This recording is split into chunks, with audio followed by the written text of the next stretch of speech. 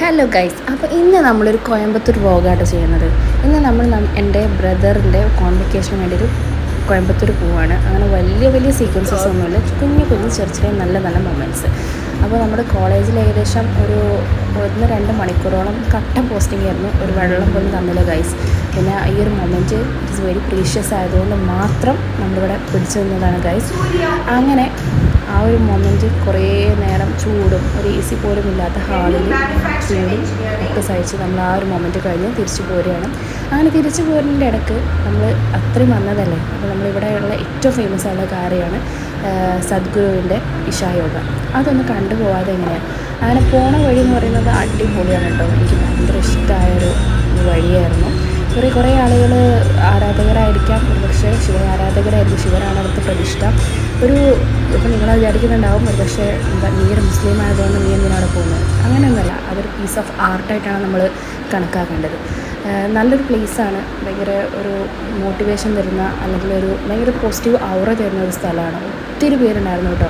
പക്ഷെ നമ്മളവിടെ വന്ന ദിവസം എന്ന് പറയുന്നത് അതിനൊരു സ്പെഷ്യാലിറ്റി ഉള്ളൊരു ദിവസം കൂടെ ആയിരുന്നു. നല്ല തിരക്കൊക്കെ ഉണ്ടായിരുന്നു. വൈകിട്ടായി വന്നപ്പോഴേക്കും ഏകദേശം നല്ല തിരക്കായി വന്നിരുന്നു കേട്ടോ.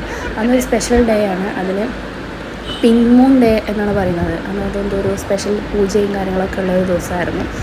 ഞാനും അതിലൂടെ ഒരുപാട് ഉലാത്തി കാര്യങ്ങളൊക്കെ ചെയ്തു. പക്ഷേ മോള് കുറച്ച് കച്ചറായതുകൊണ്ട് എനിക്ക് കാര്യമായിട്ട് വീഡിയോസൊന്നും എടുക്കാൻ പറ്റിയില്ല. ഒരുപാട് പേര് ഒത്തിരി ദൂരം നിന്ന് ഫോട്ടോ പോസ്റ്റ് ചെയ്യുന്ന കാര്യങ്ങളൊക്കെ ഉണ്ടായിരുന്നു. നല്ല തിരക്കായിരുന്നു. ഏകദേശം ടൂറിസ്റ്റ് കാര്യങ്ങളൊക്കെ വന്നിരുന്നു. ഏകദേശം വൈകിട്ടായി വന്നപ്പോഴേക്കും അത്യാവശ്യം നല്ല ക്രൗഡഡ് ആയിരുന്നു. നല്ലൊരു പോസിറ്റീവുള്ളൊരു സ്ഥലം, നല്ലൊരു സൂപ്പറായിട്ടുള്ളൊരു സ്ഥലമായിരുന്നു ഇഷയോഗ. അവിടെ ക്യാമൽ സഫാരി ഉണ്ട് കേട്ടോ. നമുക്ക് പൈസ കൊടുത്തു കഴിഞ്ഞാൽ അവിടെ 2 ക്യാമൽസ് ഉണ്ട്.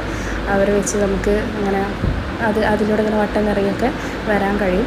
പക്ഷെ നമ്മൾ ഇഷയോഗയുടെ തൊട്ടടുത്തോട്ടൊന്നും പോവില്ല, കുറച്ച് വിട്ട് കൊണ്ടാണ് ചെയ്തത്. പിന്നെ അത് കഴിഞ്ഞിട്ട് രാത്രി ലേസർ ഷോ ഉണ്ട്. ലേസർ ഷോ കഴിഞ്ഞിട്ട് നമ്മൾ നേരെ തിരിച്ചു പോരുകയാണ് ചെയ്തത്. നല്ല രസമാണ്. അതിൻ്റെ കൂടെ ഡയലോഗ്സും കൂടെ ലേസേഴ്സും വരുമ്പോൾ അതിൻ്റെ ഓരോ കഥകളും ശിവൻ്റെ ഓരോ കാര്യങ്ങളൊക്കെ ഇങ്ങനെ പറഞ്ഞു തരും നമുക്ക്. അങ്ങനെ ഇത്രയുള്ള ഒരു കുഞ്ഞു വ്ളോഗ് എല്ലാവർക്കും ഇഷ്ടമായി വിചാരിക്കുന്നു. സബ്സ്ക്രൈബ് ചെയ്യാൻ മറക്കല്ലേ.